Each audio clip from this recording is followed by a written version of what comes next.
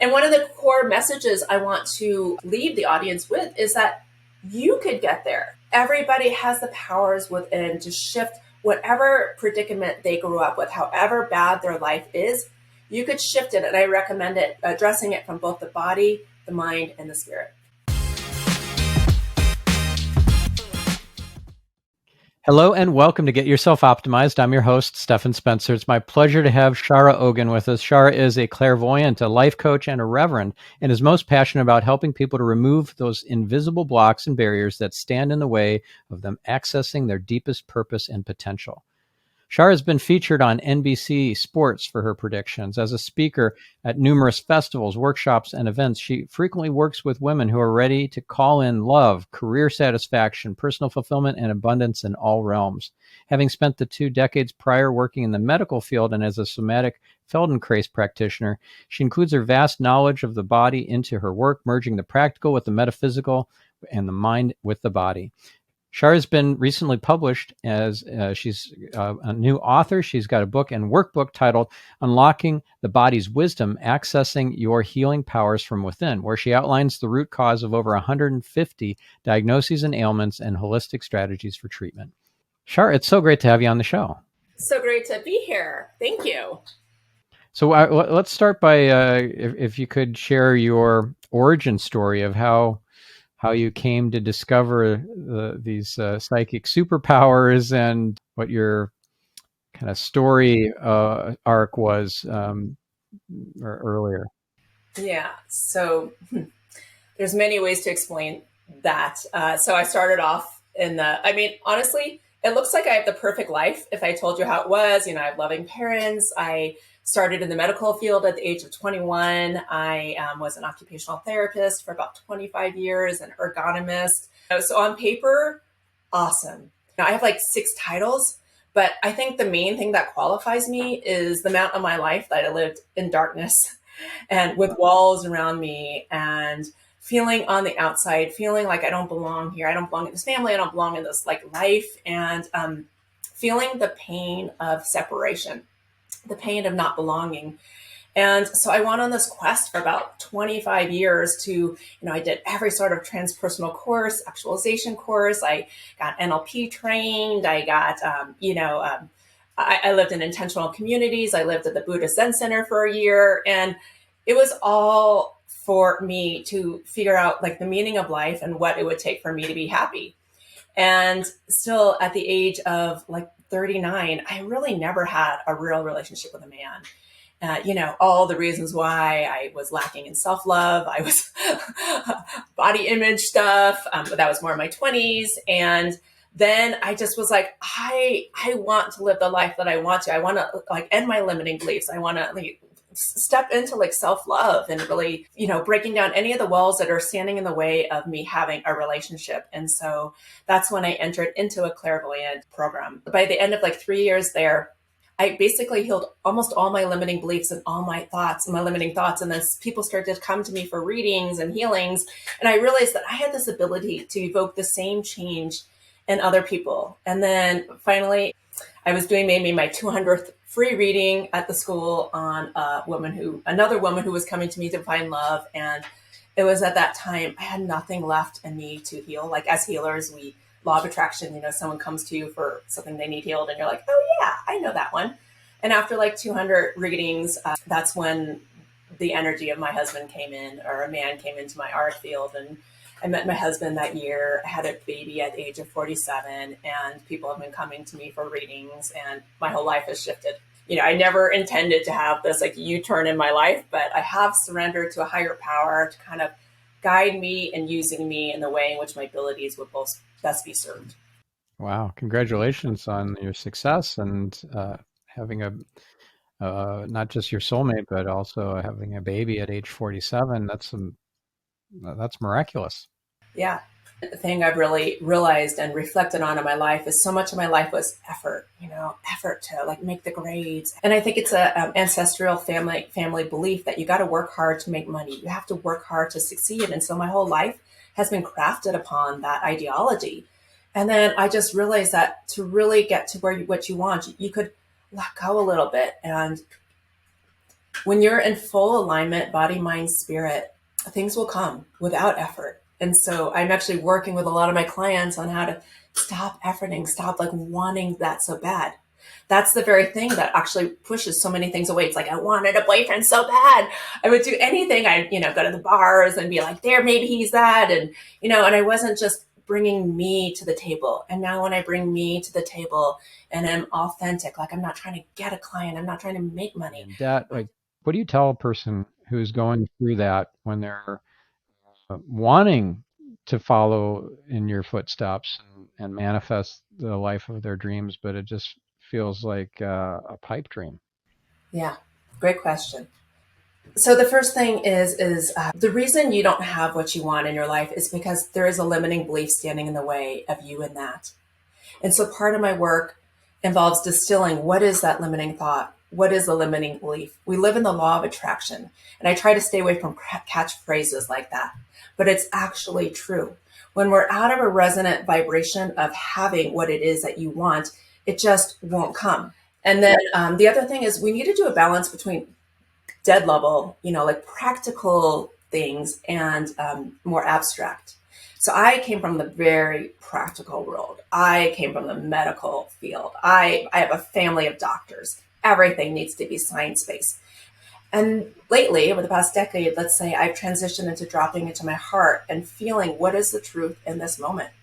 There's some people who work so hard. And about a decade ago, I started working with a Reiki healer, and she just was able to take this pain away from me. Like I'm always going to be single, my alarm clock worries.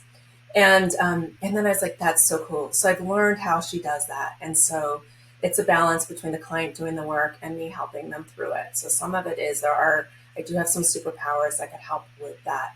The other thing is I believe that everything you're going through, all the pain begins at 3 origin levels. One is childhood imprints. So if someone really has this core cellular scarcity, this isn't the first time they felt it. It's usually that record skipping that has been playing that theme throughout their life. And we need to get to the beginning of where that record started, most likely before conscious memory. The second place is ancestral. Your parents there's not enough money for dinner. We need to buy top ramen for dinner, whatever it is. And that gets transferred onto you. And there's so much we could do to release the ancestral ties. And then the third is past life, which I'm going to refrain from really talking about in this because I never believed in past lives. I never believed in any of this, before 15 years ago. And I guess the only way that I know that my work works is because when I do sessions with people, things like their spine straightens. If they have physical pain, their pain goes away. Sometimes I say I'm a weight loss coach because the pounds start coming off when I work with people. Because for a woman, when they start holding weight or, gaining weight, I think it's mostly toxic weight. And what we're doing here is we're releasing the toxic energy of whatever it is, whether it comes from either any of those 3 places, ancestral, past life, or childhood imprints. Those are the 3 core places that is at the root of it. Seeing a psychologist and doing that kind of work is great. I love it when someone comes to me that has already been doing the work. But the thing is most practitioners can only work with as much as you bring them to the table. I see way beyond that, into the subconscious, beyond what people have conscious knowledge of. So when I work with people, I'm looking for an ecological change, a shift in their cellular alignment. The shift must occur on 2 levels. One, the physical, that's the physiology. This means the way a person breathes. So part of what I do is if people are seeing me in person, I work and I also do retreats, and I have free online resources for the somatic work to actually help change your body at a physical level. And then the other side is the mental psychosocial. So the amazing thing is when you help somebody on the mental psychosocial, like if I gave you a session and you have anxiety and I did my whatever magic stuff I do to help the anxiety, your physical body will shift. At the same time, just the opposite is true, that every trauma, every pain you've experienced in your entire life, you're holding. Your body is a stored memory of that at a cellular level. Before I was doing any of this kind of, more woo and coaching work, I was a Feldenkrais practitioner since 2002. It's a 4-year training. So since 2002, as a Feldenkrais practitioner. So I would do these like very gentle touches with people that would help to reorganize their nervous system and their skeleton. And people would start crying on my table all the time. And when I teach workshops, I'll just do a Feldenkrais lesson. And I mean, I'm telling you, I've never taught a retreat where at least half the people don't cry. And I call that like my psychology without words, because they're just releasing something on the physical level that has a stored memory. And as I release that, I don't need to know what it is. I don't need to know why they're crying, but something shifts. And as that shifts, their body actually shifts, and it also helps them on a psychological level. And so we'll see things like the peripheral vision will open, their eyesight will improve. They'll get like a millimeter taller after my workshop. So it's like crazy. And one of the core messages I want to leave the audience with is that you could get there. Healing, everybody has the powers within to shift whatever predicament they grew up with, however bad their life is. You could shift it, and I recommend it, addressing it from both the body, the mind, and the spirit. Feldenkrais, he's the name of a person. He was a judo master and martial arts. So there's no woo in Feldenkrais. It's very science-based. He worked at the Radium Institute. In fact, he was a scientist.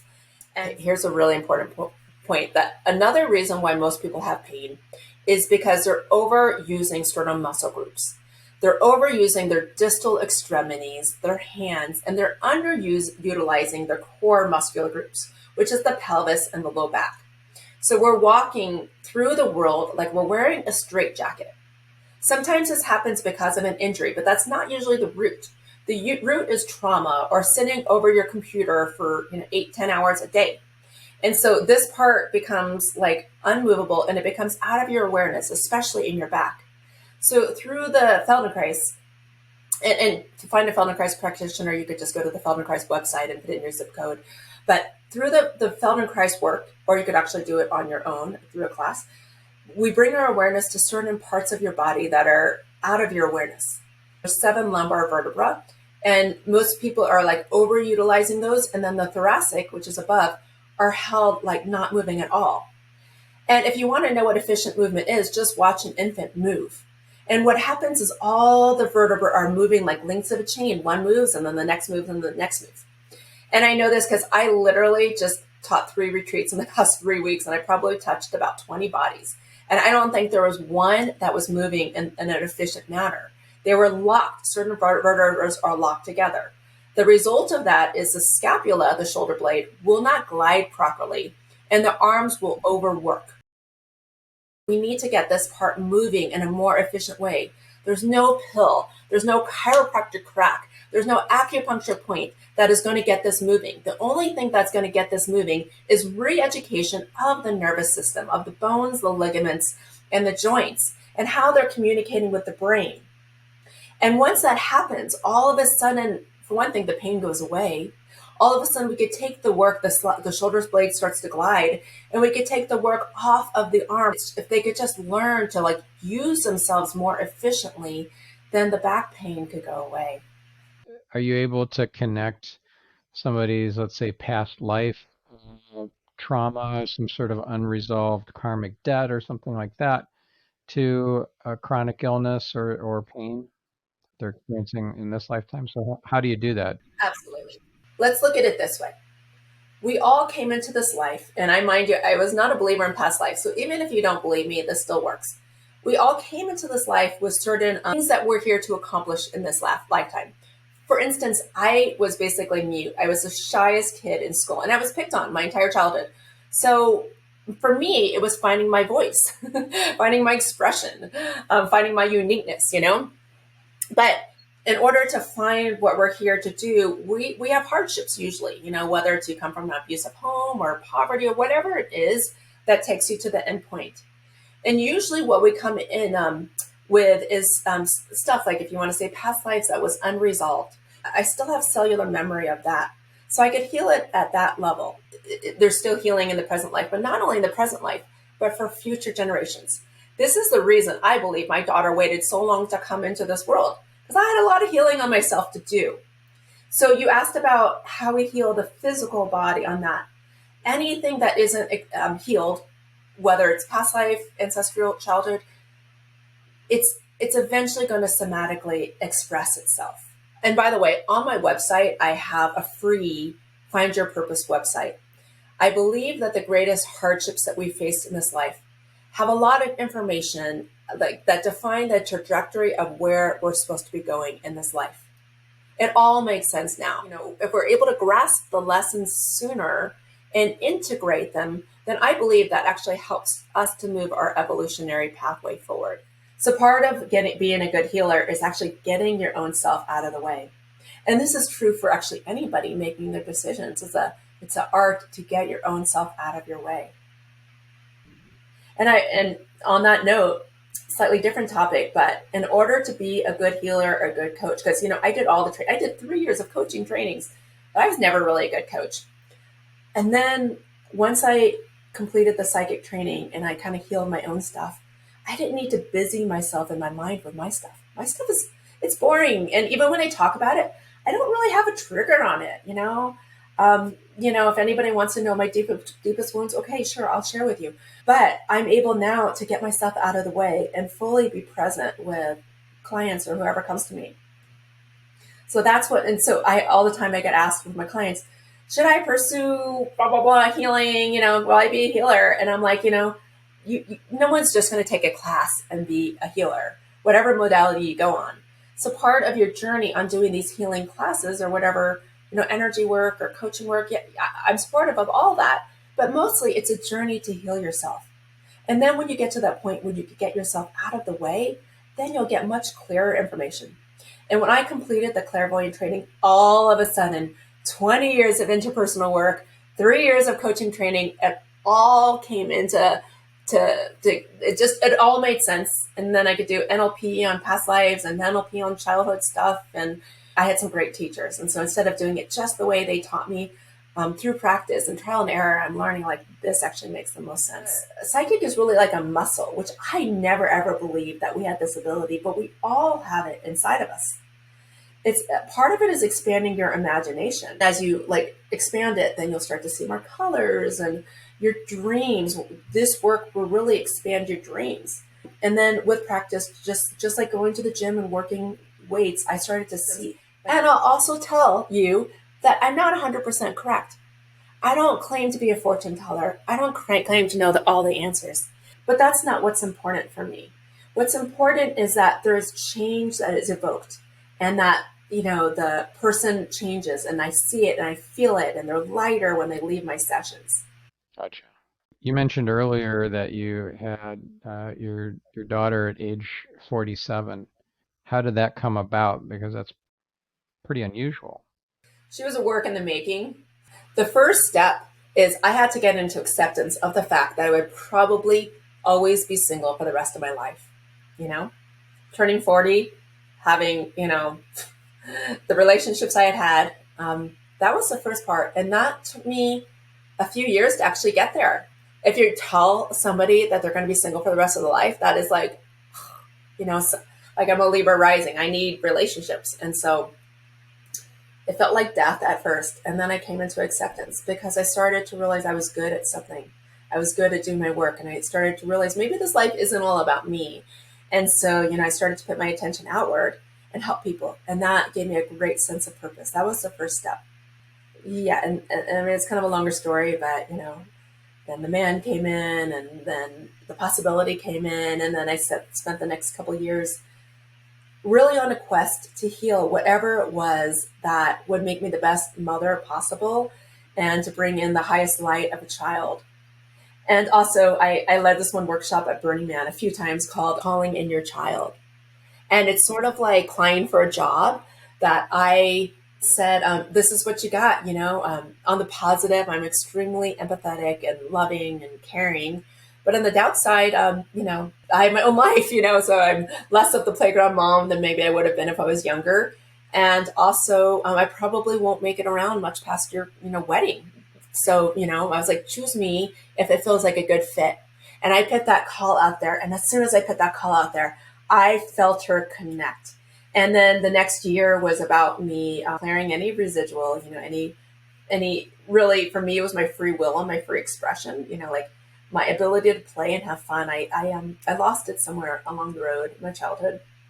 after being hurt so many times as a child.